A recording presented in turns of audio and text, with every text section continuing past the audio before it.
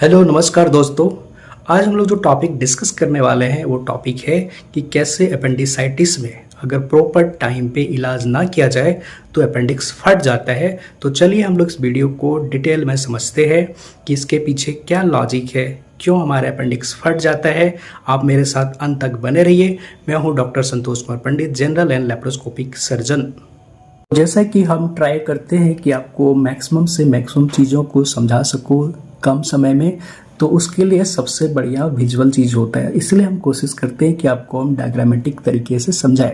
तो सबसे पहले हम लोग समझेंगे इसमें कि आखिर अपेंडिक्स हमारा कहाँ है, आखिर अपेंडिक्स के अंदर ऐसी कैसी स्ट्रक्चर बनी हुई है, ठीक है, और कौन कौन सा फैक्टर रिस्पॉन्सिबल होते हैं। फिर हम लोग समझेंगे कि आखिर क्यों फटता है। तो आप लास्ट तक देखिए। तो आप ये वाला देखिए, ये एक जेंटलमैन है जिसमें हम यहाँ पे देख रहे हैं। आप ये है अपेंडिक्स। यहाँ पे जो ट्यूबुलर से स्ट्रक्चर दिख रहा है, ब्लाइंड ट्यूबुलर यहाँ पे है, इसका अपेंडिक्स।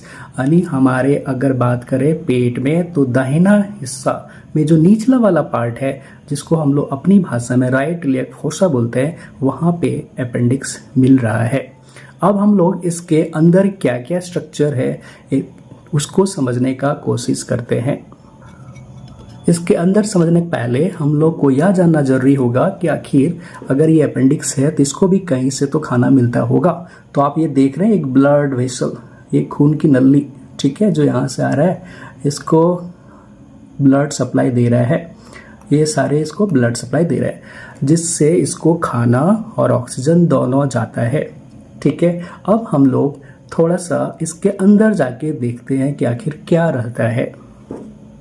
तो अगर हम अंदर जाके बात करें, मतलब अंदर अगर देखने का ट्राई करें, तो हम लोग क्या देख रहे हैं कि अंदर में तो खाली है, ये अंदर में इसकी खाली है, पूरा खाली है। और एक ट्यूबुलर है जिसमें एक एंड जाके ये बंद हो जाता है, ये एक एंड जाके बंद हो गया, ब्लाइंड ट्यूबुलर स्ट्रक्चर है। अब हम लोग थोड़ा सा और अंदर जाके देखते हैं। तो जैसा कि इसमें आपको दिख रहा है कि ये जो अपेंडिक्स है, ये वाली पार्ट, ये वाली अपेंडिक्स, ठीक है, यही अपेंडिक्स है जिसमें हम लोग देख रहे हैं कि अंदर खाली है, ठीक है। अब है कि अपेंडिसाइटिस क्यों होता है और क्यों फटता है, इसको हम लोग समझने का कोशिश करते हैं। तो मान लीजिए किसी वजह से ये जैसे यहाँ पे ये तो हार्ड स्टूल है, यहाँ पे आपका वॉर्म भी हो सकता है, कई बार हमें इन्फेक्शन होता है तो यहाँ पे लिम्फॉइड स्ट्रक्चर होते हैं, लिम्फा टिश्यू खुद प्रोलिफरेट करके बड़ा हो जाता है और ये जगह नैरो कर देता है। तो किसी भी कारण से मान लीजिए आपका ये ट्यूबुलर स्ट्रक्चर अंदर हो गई बंद, तो इसके अंदर क्या होगा, जो भी सिक्रेशन हो रहा था या जो भी पार्ट थी वो सारे इसमें जमा होते जाएगा और इसके अंदर प्रेशर बढ़ना शुरू होगा, जैसा कि इसमें देख पा रहे हैं डायग्राम, ठीक है। इसके अंदर प्रेशर बढ़ना शुरू हुआ और अब क्या होगा, और ज़्यादा प्रेशर बढ़ेगा तो जो खून की नली थी ये कहीं न कहीं दबना शुरू करेगा।